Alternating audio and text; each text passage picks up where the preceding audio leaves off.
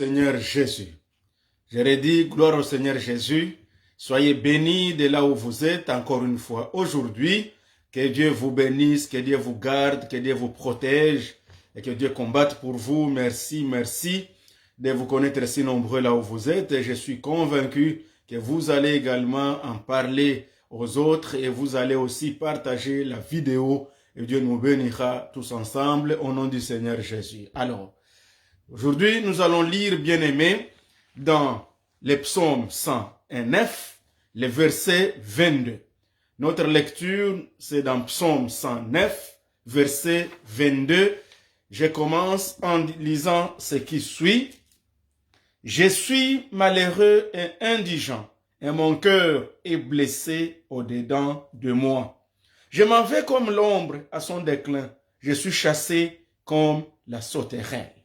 Je suis malheureux et indigent, et mon cœur est blessé au-dedans de moi. Alors, et quand nous voyons le psalmiste qui se dit qu'il est malheureux, il est indigent, et son cœur est blessé au-dedans de lui, cela m'a interpellé et m'a fait comprendre qu'effectivement, on peut avoir un cœur blessé.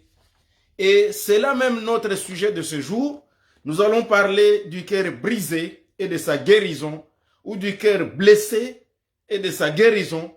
Et comme vous savez bien aujourd'hui, ils sont nombreux à travers le monde. Ils sont nombreux ceux qui ont le cœur brisé, le cœur blessé. Et il y a plusieurs raisons qui font que les gens soient blessés à travers le monde.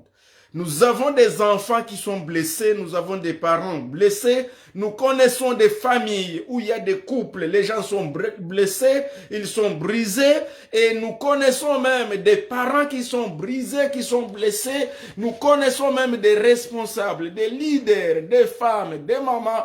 Mais la bonne nouvelle aujourd'hui, bien-aimés dans le Seigneur, c'est qu'il y a un remède pour vous qui avez le cœur blessé, pour vous qui avez le cœur brisé. Autrefois, je vous disais que la parole de Dieu nous disait dans le psaume 34 et au verset 19 que le Seigneur, l'Éternel, était près de tous ceux-là qui ont le cœur brisé. Donc la bonne nouvelle aujourd'hui, c'est que là où vous êtes, là où vous me suivez, je vous vois. Merci beaucoup, vous tous qui nous suivez de partout. Que Dieu vous bénisse. Parce que le message de ce jour d'aujourd'hui est une grande bénédiction pour nous tous.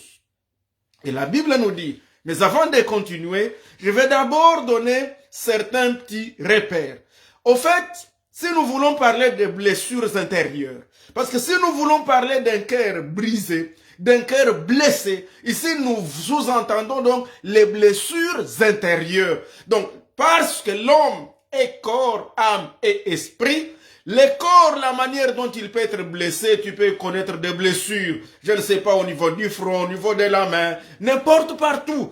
De la même manière, le cœur, qui est aussi le siège de l'âme, le siège de nos pensées, le siège de notre intellect, l'âme aussi peut être blessée. Et ici, le psalmiste, il dit que lui, il est tellement malheureux, indigent, au vu des blessures qu'il a dans son cœur. Parce que son cœur était tellement blessé, tellement abattu qu'il s'est dit, mais je deviens malheureux. Et il n'est pas le seul. Comme je disais, il y a des enfants qui sont blessés. Et avant de parler de ces blessures-là, je vais d'abord définir qu'est-ce qu'une blessure intérieure. Et je vais aussi parler de qu'est-ce que la guérison intérieure, mais je parlerai également de qu'est-ce qui fait qu'on soit blessé et comment aussi on peut guérir de ces blessures. Et quand j'aurai fini ces petits points-là, nous allons prier ensemble et je suis convaincu que Dieu Tout-Puissant vous touchera, il nous guérira nos blessures. Car il est écrit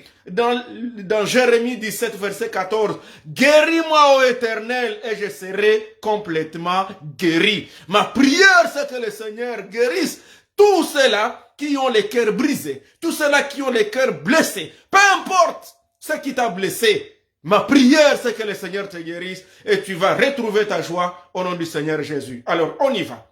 Premièrement, la définition. Les blessures intérieures peuvent se définir comme étant des traumatismes qui sont dus à un abandon ou à un accident, ou à une maladie, ou à un échec, ou à une certaine humiliation, ou une injustice, et qu'en sais-je encore. Voilà, et tout cela a été mémorisé dans l'inconscient et dans les cellules. Vous savez, qu'en tant qu'humain, vous êtes constitué, comme je disais, de la conscience et de l'inconscience.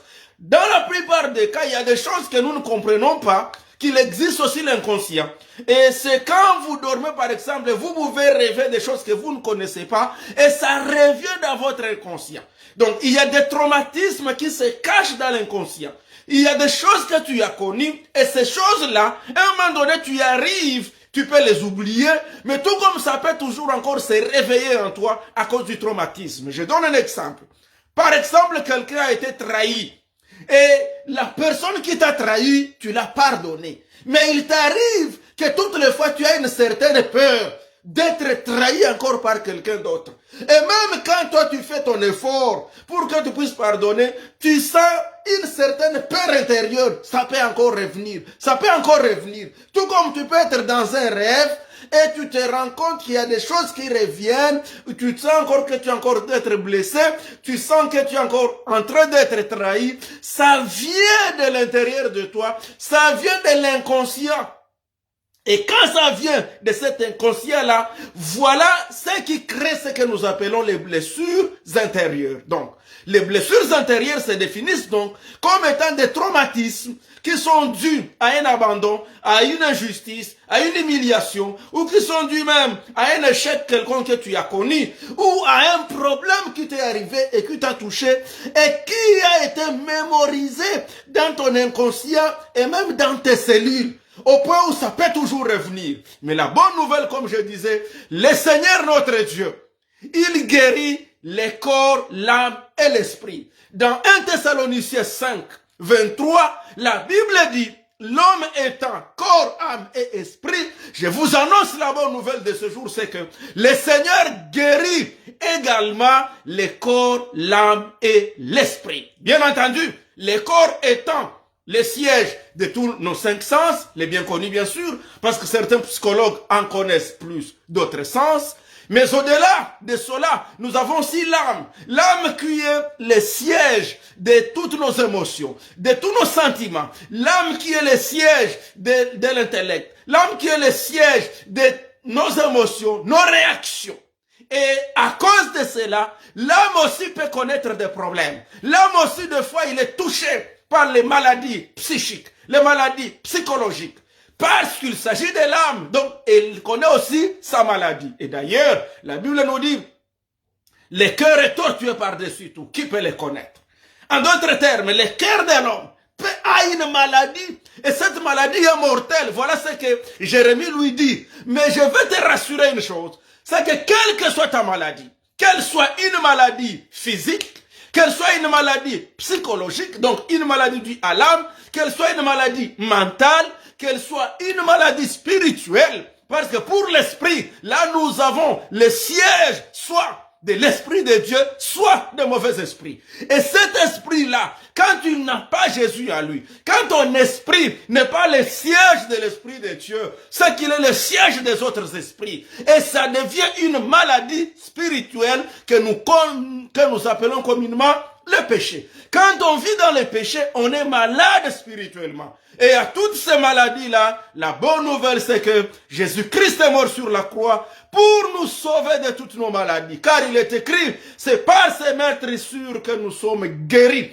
La Bible n'a pas dit que nous sommes juste guéris des maladies physiques ou juste des maladies spirituelles, mais nous sommes guéris de toutes sortes de nos maladies. Gloire à Dieu. Et Exode 15, 26 dit que je suis l'Éternel qui te guérit. Alors, bien-aimé dans le Seigneur, ce jour d'aujourd'hui, aie confiance en Dieu qu'il est venu t'annoncer une bonne nouvelle de la guérison, toi qui es le cœur blessé. Et je reviens. Alors, qu'est-ce que la guérison intérieure, en fait? Il s'agit d'une réconciliation, en fait, entre toi-même. Parce qu'en fait, la guérison de notre déchirement intérieur signifie maintenant être en accord avec notre vie et être en accord avec nous-mêmes et avec tous les hommes et même avec Dieu. Donc, quand par exemple, tu sens qu'en toi, tu es blessé, là, en d'autres termes, il y a un désaccord en toi. Tu sens que tu n'es pas à l'aise. Tu sens qu'il n'y a pas d'harmonie entre toi-même. C'est ça, ce qui crée d'abord une preuve, un signe qui montre que tu es malade. Et là, guérison signifie maintenant l'accord. Lorsque toi, tu reviens en accord avec toi-même, là tu deviens guéri. Cependant, que faire lorsqu'on a des blessures intérieures? Lorsqu'on a des blessures intérieures, la Bible nous dit, dans le livre de Lamentations de Jérémie, je suis au chapitre 3, et je peux vous lire le verset 19, la Bible nous dit ce qui suit. Ce que tu dois faire quand tu as des blessures intérieures. La première chose, la Bible dit, Lamentation de Jérémie 3, 19. Quand je pense à ma détresse et à ma misère, à l'absinthe et au poison, quand mon âme s'en souvient, elle est abattue au-dedans de moi. Voici ce que je vais repasser à mon cœur.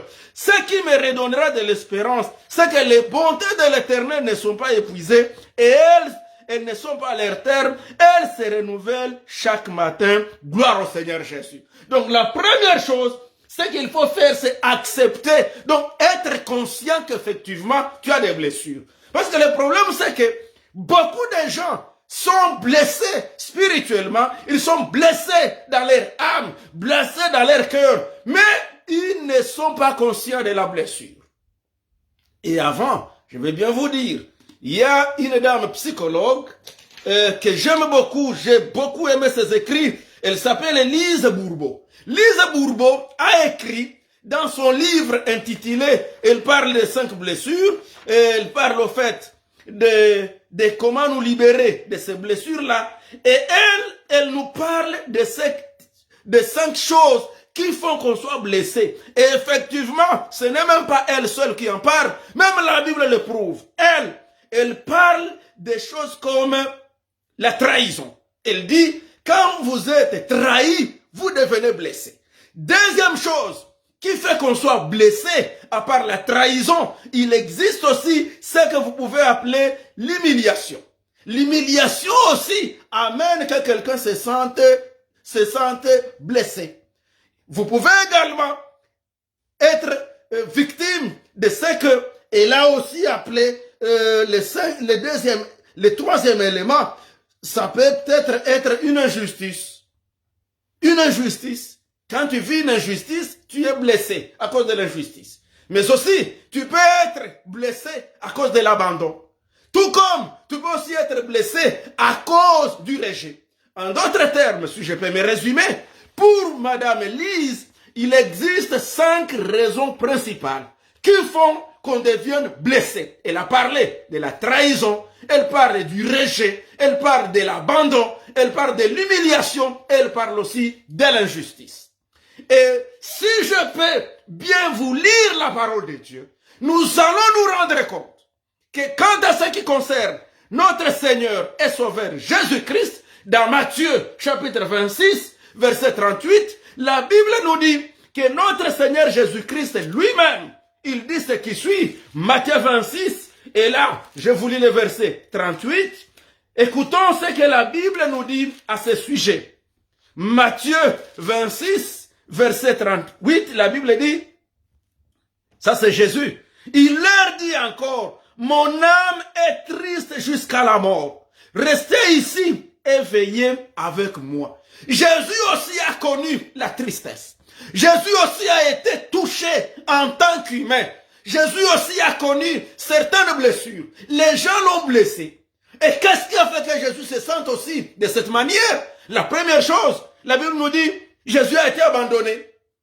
Il a été abandonné. Et au verset 56, la Bible dit, mais tout cela est arrivé afin que les écrits des prophètes soient accomplis. Alors tous les disciples l'abandonnèrent et prirent la fuite. Vous aussi, vous pouvez être abandonné. Vous savez, vous pouvez être une femme. Ton mari peut t'abandonner. Tu peux être un homme. Ta femme t'abandonne. Surtout, il y a des cultures, il y a beaucoup de pays aujourd'hui au monde où les femmes chassent leurs hommes à la maison.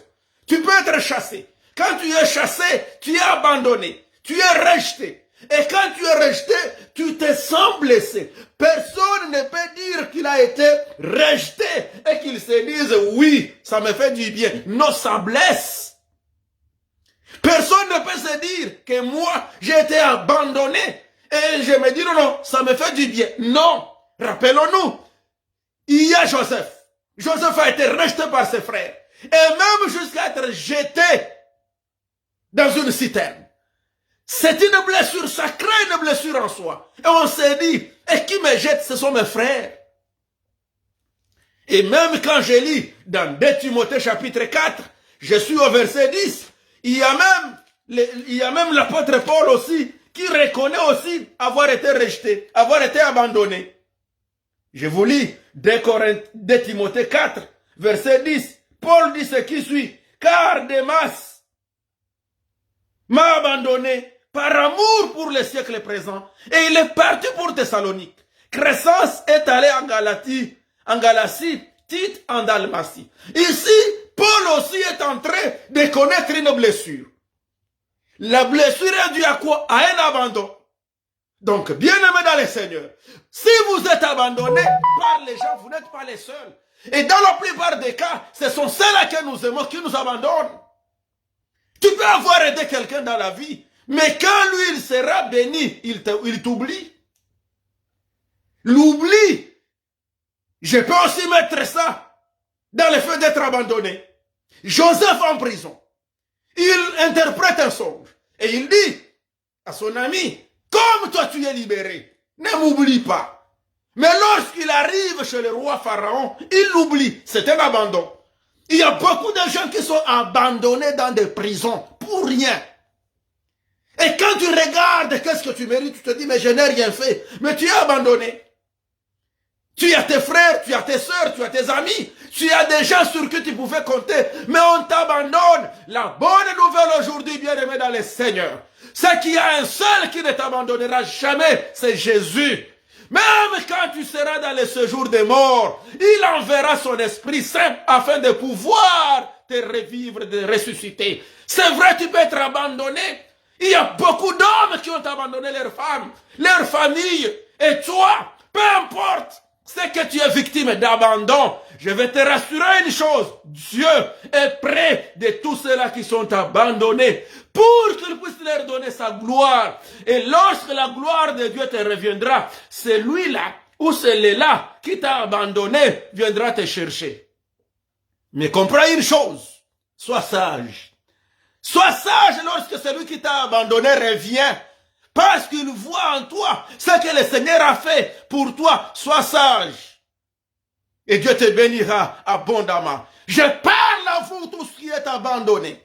Je parle à vous tous qui subissez le rejet. Tu es rejeté. Mais dans Jean chapitre 6, verset 37, la Bible dit, Jésus-Christ dit, moi je ne jetterai jamais dehors celui qui vient à moi. Tout le monde peut t'abandonner. Tout le monde peut te rejeter. Et la Bible nous dit encore dans Lamentation 3, car l'Éternel n'abandonne pas à toujours. Même quand tu l'affliges, il ne te rejettera jamais. Les hommes peuvent te rejeter. La situation économique peut te rejeter. Même au travail, ton patron peut te rejeter. Même là où tu es, tes enfants peuvent te rejeter. Il y a beaucoup de gens qui étaient soutenus. Mais quand vous tombez malade, on vous oublie à l'hôpital. On te rendait visite quand tu venais de faire encore 1 mois à l'hôpital. Mais quand tu fais, je ne sais pas moi, 6 mois, combien viennent encore te rendre visite? L'abandon, bien-aimé dans le Seigneur. Bien-aimés, ils sont nombreux ceux qui sont abandonnés. Mais je vous parle d'un Seigneur Jésus qui n'abandonnera jamais ceux qui se confient en lui. L'abandon. Je ne sais pas si tu es victime de l'abandon. Comme Jésus lui-même a été abandonné par ses frères. Paul a été abandonné. Et il écrit à Timothée, il dit, Démas m'a abandonné. Il ajoute, il dit, il y a même Crescence qui est allé en Galatie aussi. Et Tite est allé à Dalmatie. Donc il y a même des gens qui vous abandonnent à cause de leurs intérêts. Parce qu'aujourd'hui, tu es moins intéressant Tu n'as pas ce qu'ils cherchent, ils n'ont pas besoin de toi. Mais lorsque le Seigneur te donnera ce qu'ils cherchent, ils viendront te chercher. Ils te chercheront. Ils ont cherché Jephthé. Ils l'avaient d'abord abandonné, mais ils sont revenus chercher Jephthé. Toi aussi, on te cherchera. On va te chercher, bien-aimé dans le Seigneur. Mais lorsqu'ils reviendront, sois sage. Que le Seigneur te donne la sagesse de vivre avec ceux-là qui t'ont abandonné pendant les moments difficiles. Je dis, les choses, ce qui font, ce qui blesse les cœurs, c'est quand vous êtes abandonné. Tu peux être abandonné par ceux-là que tu pensais te soutenir. Et d'ailleurs, c'est ce qui s'appelle la trahison. Quand est-ce qu'on parle? Quand est-ce que la trahison fait mal? La trahison fait mal parce qu'en fait, la trahison se définit comme étant tout simplement une réponse qui vient, une réponse négative, qui vient de celle-là auprès de qui tu t'es confié. Imagine-toi, il y a quelqu'un à qui tu avais confié tes secrets intimes. Et quand tu apprends que tes secrets ont déjà été divulgués à l'extérieur, ça s'appelle une trahison. On t'a trahi. Par exemple, tu avais pris une femme en mariage. Ta femme, tu lui as montré toute ton intimité. Elle t'a connu. Mais quand elle te trompe, quand elle va à l'extérieur, quand elle t'abandonne et qu'elle aille s'allier à un autre homme, ça s'appelle une trahison. Elle t'a trahi. Elle a trahi ta personnalité. Elle a trahi ton intimité qu'elle a connue. Ou cet homme-là, à qui tu avais dit, je ne t'abandonnerai pas. Mais qui lui, il t'abandonne. Il te trahit. Et voilà des choses qui blessent le cœur. Autre chose qui blesse le cœur, c'est l'injustice. Quand on te traite différemment de ce que tu mérites. Et je vous assure, il y a même beaucoup d'enfants qui sont nés et qui, à partir de l'âge de 6 ans, les enfants se rendent compte qu'ils vivent une injustice comme pas possible.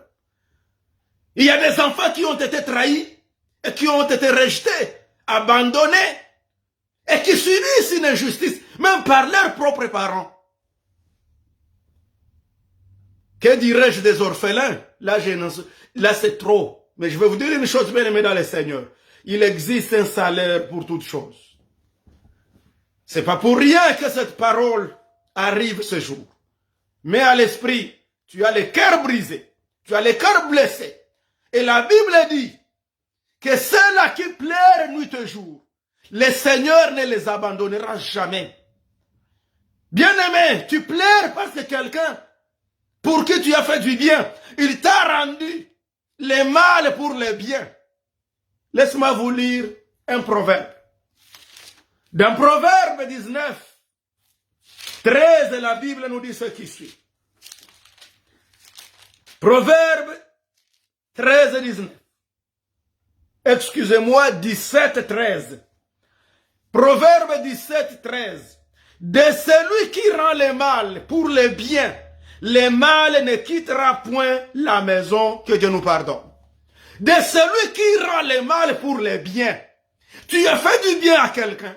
Mais au lieu que cette personne te rende le bien pour le bien, elle te rend le mal. La Bible dit, le mal ne quittera point sa maison. En d'autres termes, celui qui te trahit, le traître, même si aujourd'hui il fait semblant de prospérer, un jour il va payer la trahison qu'il a faite en ton encontre. Toi seulement, continue à faire confiance en Dieu. Nous avons un Dieu dans les cieux, un juste juge. L'injustice. Des fois, pourquoi des fois on est injuste? À cause de notre ego, notre égoïsme. Toi tu peux travailler, mais moi je ne peux pas parce que seulement on m'appelle ceci. Toi tu as droit à ça, mais moi je n'ai pas droit à ça. C'est de l'injustice. Tu as 2 enfants ou 3 enfants. Tu as des garçons et des filles. Mais comme l'autre est né fille, elle n'a pas droit à ça. Et l'autre l'autre qui est né garçon, même s'il n'a rien dans la tête, donc c'est lui qui a droit à tout. C'est de l'injustice. Et ça blesse les cœurs de beaucoup d'enfants. Il y a beaucoup d'enfants qui sont blessés. Il y a beaucoup de mamans qui sont blessées. Il y a beaucoup d'hommes qui sont blessés. Il y a beaucoup de jeunes qui grandissent avec des blessures. Mais si, bien aimé dans les Seigneurs, vous en connaissez un qui traverse les moments de blessure ou qui a été blessé, envoyez-lui cette vidéo. Parce que nous allons faire la prière pour que le Seigneur puisse consoler ceux qui ont les cœurs brisés. Et la Bible nous dit, dans Luc chapitre 4, 18, Jésus dit, l'Esprit de l'Éternel du Seigneur est sur moi. Je vais vous lire ce verset, Luc 4, 18. Et l'Esprit du Seigneur est sur moi, parce qu'il m'a oint pour annoncer une bonne nouvelle aux pauvres. Il m'a envoyé pour guérir ceux qui ont le cœur brisé. Ça, c'est Jésus qui dit. Donc, Jésus était venu du ciel pour une mission spécifique, dont celle de guérir ceux qui ont le cœur brisé. Gloire au Seigneur Jésus. Jésus est là pour guérir ton cœur brisé. Jésus est là pour guérir ton cœur qui est blessé. Écoute-moi. Le rejet, l'abandon. Il y a aussi l'humiliation. L'humiliation, c'est une manière de vous oublier sciemment. On peut vous dire des choses, vous avez la honte, vous avez l'opprobre. Et vous vous dites, Seigneur, c'est quoi ça? Tout ça, Jésus a connu sur la croix. Lorsqu'on l'a enlevé, tous les vêtements. Et je vais vous dire, bien aimé dans les Seigneurs, même les petits sous-vêtements que vous voyez sur des photos, des images de Jésus-Christ qu'on fait là, ça c'est une manière juste d'éviter l'opprobre, mais Jésus est allé sur la croix, il a été amené sur la croix tout nu comme il était né. C'était une humiliation comme pas possible. Sa mère ne pouvait pas lever les yeux pour le regarder. Ses disciples ne pouvaient pas lever les yeux pour le regarder. Ça s'appelle une humiliation. Peut-être toi aussi, tu as déjà connu une humiliation à ton niveau. Au point où, même ceux-là qui te respectaient ne peuvent plus te respecter.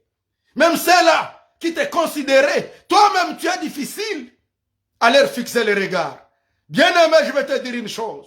Quel que soit le degré de ton humiliation, ta gloire arrive. Ton honneur arrive.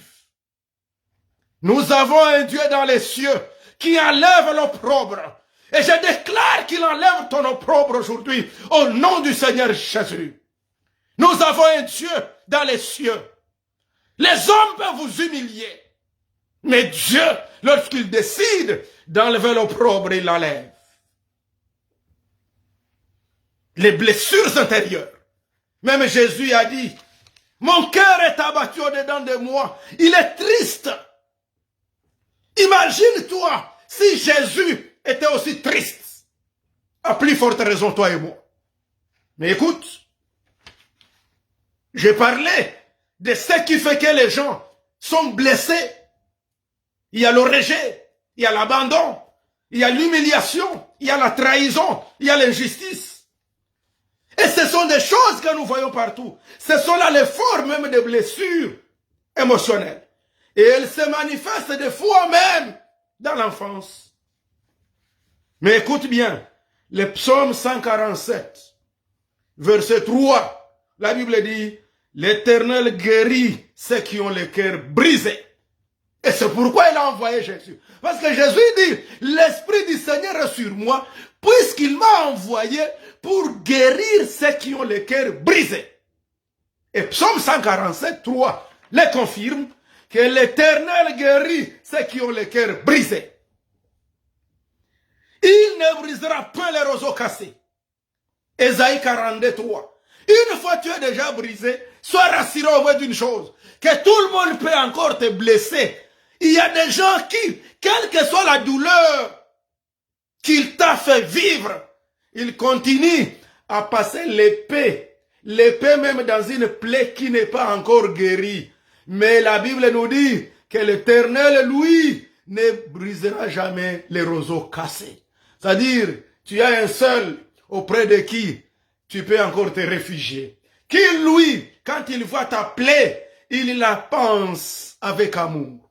Quand il voit ta douleur, quand il voit tes pleurs de ton cœur, que personne ne voit, tes pleurs de nuit comme des jours que personne ne voit, lui qui sonde les cœurs et les reins, gloire à Dieu,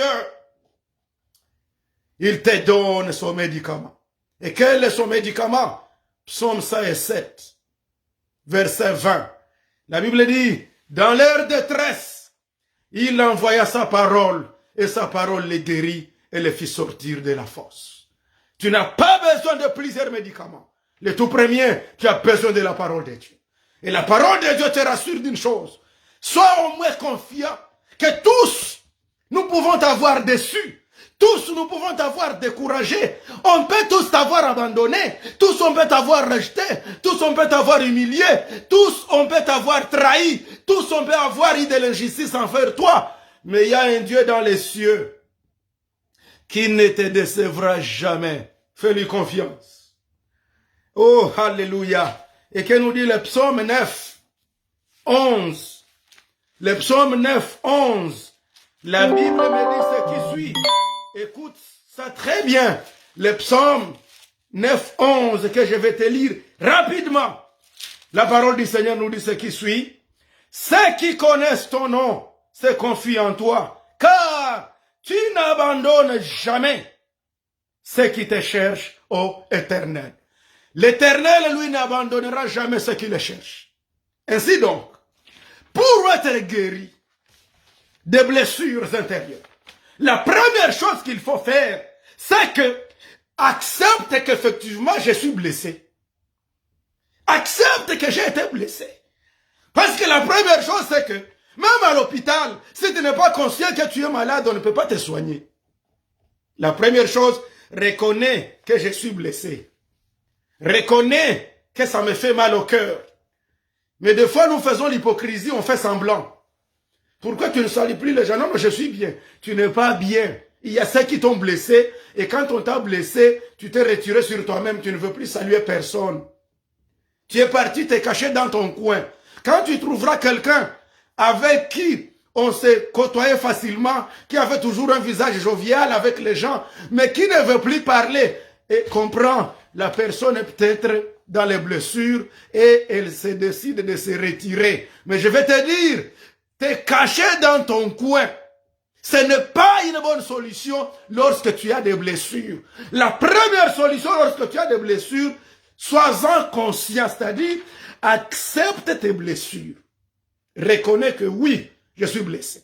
Deuxième chose, et cette fait de reconnaître, et ce fait de reconnaître ça, c'est ce que Jérémie a reconnu dans Lamentation 3 lorsqu'il dit que quand je pense à ma détresse. Donc, il a reconnu que j'ai une détresse, j'ai un problème, on m'a blessé, on m'a fait du mal, je reconnais. Et maintenant, quand on reconnaît, on passe à la deuxième étape. D'abord, on se pardonne d'abord soi-même. Vous savez, il y a beaucoup de gens qui ont été blessés et qui jusqu'à aujourd'hui continuent à se culpabiliser. Je vais vous dire, bien aimé, une fois tu as déjà confessé tes péchés, fais confiance en Dieu. 1 Jean chapitre 1er, verset 9, la Bible dit, si nous confessons nos péchés, il est fidèle et juste pour nous pardonner et nous purifier de toute iniquité. Et quand nous lisons Hébreux chapitre 10, la Bible dit au verset 17 que lorsque nous venons à lui, il va nous pardonner et il va nous séparer de nos péchés. Donc, la chose importante, pardonne-toi toi-même. Je disais Hébreux chapitre 10, verset 17, la Bible dit, et je ne me souviendrai plus de leurs péchés ni de leurs iniquités. Si jamais tu t'es déjà confessé, sois convaincu qu'il t'a pardonné. Alors, une fois il t'a pardonné, tu dois maintenant éviter de continuer à te culpabiliser. Et quand tu ne te culpabilises plus, tu te pardonnes. Et quand tu te pardonnes, tu commences à recevoir la guérison. Parce que il y a des gens qui ont été blessés par les autres et ceux qui se sont blessés eux-mêmes. Tu peux avoir fait un acte qui t'a blessé et ça tu te dis, ça c'est moi-même qui ai fait ça. C'était de ma faute. Oui, je ne pouvais pas faire ça. C'est déjà arrivé. Ne reste plus là où tu étais, mon frère, ma soeur. Ne reste pas dans ta culpabilité. Élève-toi. Tu peux encore faire de bonnes choses. Même si tu as échoué hier, l'échec d'hier n'est pas la raison de ne pas avoir le succès de demain. D'ailleurs, des grands victorieux aujourd'hui ont au moins une fois échoué un jour. C'est-à-dire quoi? Tu te pardonnes. Tu as accepté, oui, c'était de ma faute. Oui, je suis blessé. Mais là où c'était de ma faute, j'accepte. En d'autres termes, j'assume. Et quand j'assume, je viens auprès du Seigneur. Je demande pardon. C'est pourquoi Jérémie dit, quand je pense à ma détresse, je me sens abattu. Mais ce que je veux faire, alléluia, c'est ce que Jérémie dit. Mais ce que je veux faire, je vais le répéter. Il dit, quand mon âme s'en souvient, elle est abattue au-dedans de moi. Mais voici ce que je veux repasser à mon cœur. En d'autres termes, la solution pour que je sois guéri, je vais repasser dans mes pensées une chose, c'est que les bontés de l'Éternel ne sont pas épuisées. Et ses compassions ne sont pas à leur terme. En d'autres termes, quel que soit ce que j'ai fait, le Seigneur m'aime. Donc, je dois comprendre, il y a encore l'amour de Dieu. Même si vous tous, vous m'avez rejeté, même si tout le monde m'a abandonné, même si les autres m'ont humilié, même si j'ai vécu l'injustice, même si j'ai connu, je ne sais pas moi, l'abandon, la trahison, mais au moins je veux repasser dans mes pensées une chose, c'est qu'il y a un Dieu dans les cieux qui m'aime encore. Et ses bontés ne sont pas à leur terme, ni ses compassions, et d'ailleurs, ça se renouvelle chaque jour. Et il dit, et si même j'avais péché contre lui, Lamentation 3, 31, il dit, l'Éternel ne rejette pas toujours. Même lorsqu'il afflige, il a compassion selon sa grande miséricorde. Voilà comment la guérison commence à venir. Troisième chose, pour recevoir la guérison des blessures antérieures. Quand nous parlons de l'amour de Dieu, commence aussi à t'aimer toi-même. J'ai vu des personnes qui ne s'aiment plus. J'ai vu des personnes qui, à cause de la misère, à cause des problèmes qu'ils traversent, à cause de l'abandon, il accepte ce que les gens disent de lui. Quand on t'abandonne, quand on te rejette, on suppose que tu ne vaux rien. N'accepte pas ça. Bien-aimé, c'est le Dieu a le dernier mot sur ta vie. Ne fais pas confiance à ce que les gens disent, qui soit contraire à ton rêve dans la vie. Mais fais confiance en Dieu et en toi-même. Les gens ont dit, toi tu ne réussiras jamais. Toi tu ne peux rien. Toi tu es faible. Et tu dis oui c'est vrai. Et tu commences même à te haïr. C'est comme ça que vous trouvez des gens qui n'ont même plus de soucis de bien s'habiller. N'ont même plus de soucis de prendre sa douche. N'ont même plus de soucis de même rincer ses dents. Parce que on lui a dit que toi là, tu ne vaux rien, il ne te reste que la mort. Non! Ça, ce sont les hommes. Il y a un Dieu dans les cieux qui te dit, vaut mieux, voilà ce que la Bible nous dit, même dans Ecclésiaste, vaut mieux un chien vivant qu'un lion mort, car il y a encore de l'espérance pour tous qui vivent. Tant que tu respires encore, il y a encore de l'espérance. Donc, peu importe les blessures que tu as connues, bien-aimé, c'est le moment maintenant de guérir de tes blessures. Même quand les cicatrices restent, elles vont rester les cicatrices comme le témoignage de la gloire de Dieu dans ta vie. Prends les cicatrices comme des témoignages, mais ne fais pas des cicatrices comme ta demeure. Les cicatrices, oui, c'est de l'histoire, c'est déjà arrivé. Mais nous ne sommes pas dans l'histoire. Notre Dieu est vivant. Jésus-Christ est le même hier, aujourd'hui et éternellement. Je m'en vais vers la fin pour dire ceci. Rapidement, écoute-moi. Ésaïe 53, 10. La Bible dit que Jésus a été brisé par la souffrance.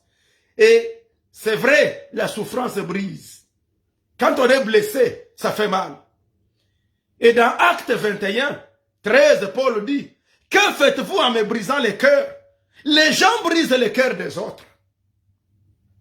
Et 1 Samuel 16, 7, la Bible dit, seul l'Éternel regarde au cœur. Donc l'Éternel est le seul capable de te consulter et de voir à quel degré tu es brisé, à quel degré tu es blessé.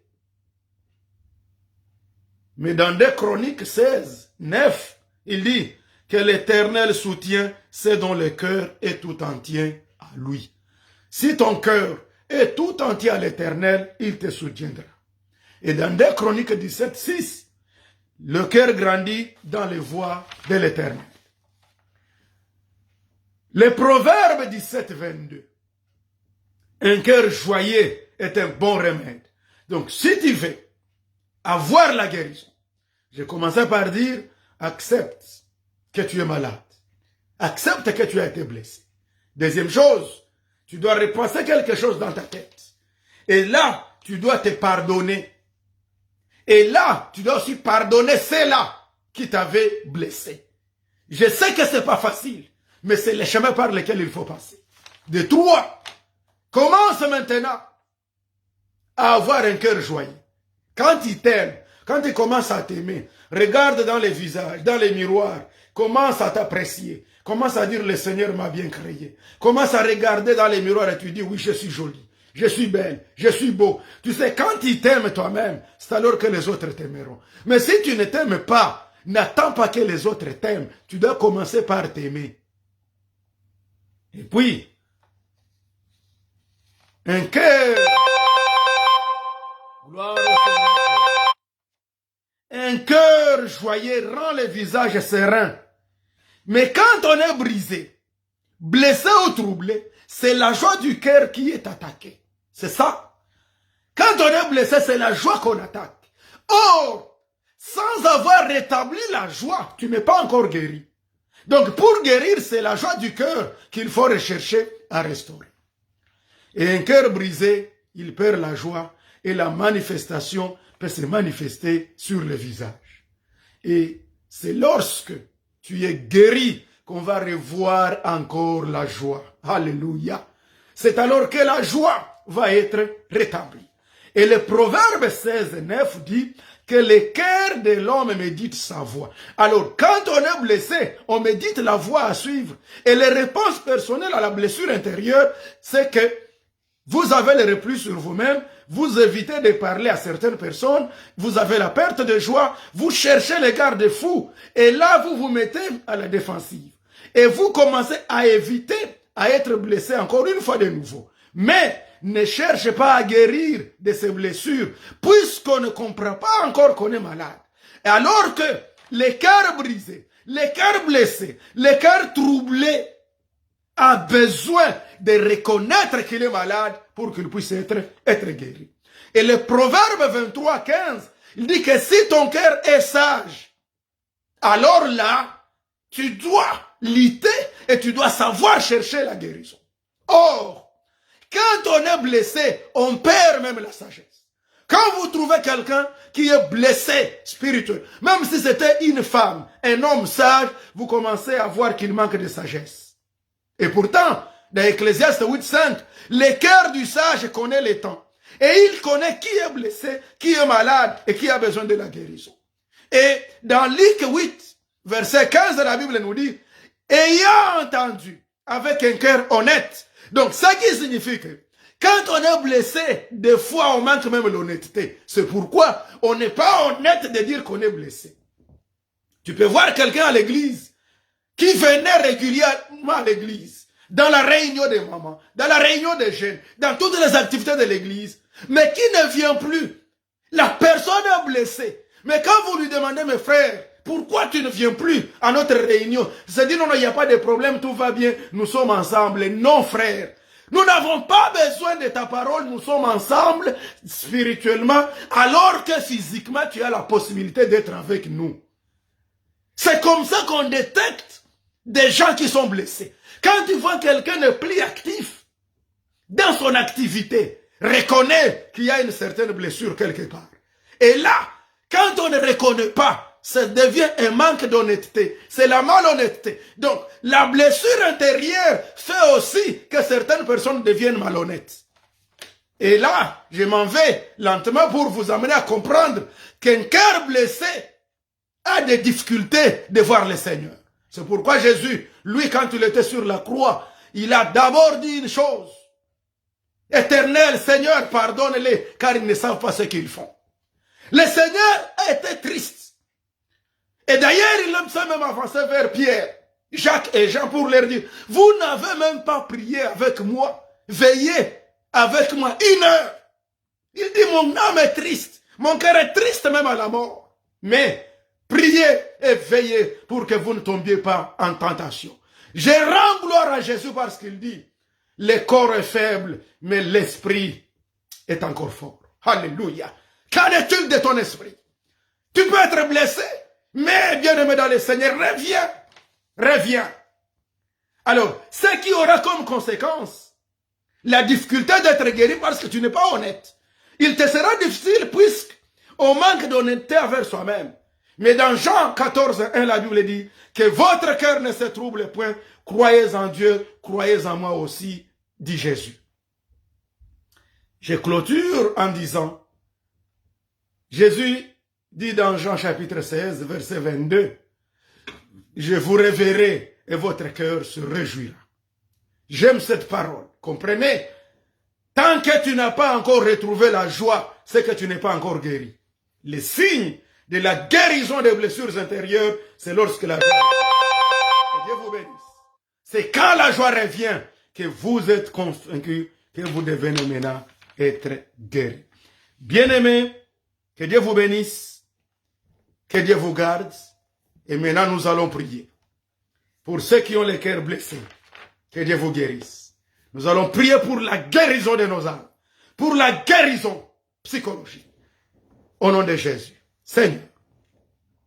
Seigneur notre Dieu, nous te disons merci.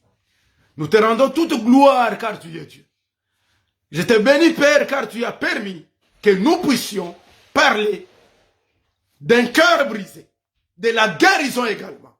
Et nous avons compris les diverses méandres, tous ces méandres-là, Seigneur, de la guérison et des blessures. Je prie que tous ceux-là qui ont été abandonnés, que tous ceux-là qui ont été rejetés, trahis, qui vivent l'injustice et même humiliés, Père, que tu leur parles, qu'ils comprennent que tes bontés et tes compassions ne sont pas à leur terme. Touche leur cœur, envoie ta parole pour qu'ils puissent cicatriser leurs plaies. Au nom du Seigneur Jésus. Au nom du Seigneur Jésus. Peu importe d'où sont venues les blessures, qu'elles soient venues du travail, qu'elles soient venues des amis, qu'elles soient venues des parents, qu'elles soient venues de, je ne sais pas moi, dans les couples, qu'elles soient venues de n'importe où. Au nom du Seigneur Jésus. Père, je chasse la déception. Je chasse cet esprit-là de solitude qui fait qu'on se sépare, on ne veut plus parler à personne. Et pourtant, pour qu'on soit guéri, on s'approche des autres. Jésus qui était triste, il s'est approché de Pierre. Il s'est approché des gens. Il s'est approché de son Père. Il a invoqué le Père. Touche tes enfants pour que tout celui qui a la blessure puisse s'approcher de toi pour sa guérison au nom de Jésus.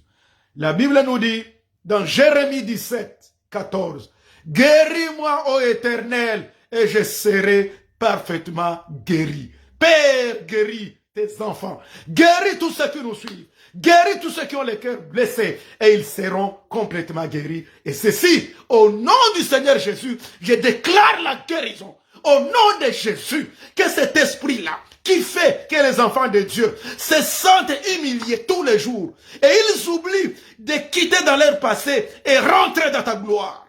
Je les chasse au nom de Jésus et je déclare la guérison au nom de Jésus. Amen. Que Dieu vous guérisse, que Dieu nous guérisse, que Dieu nous bénisse au nom de Jésus et à la prochaine. Je vous salue au nom de Jésus. Merci Judith. Bye.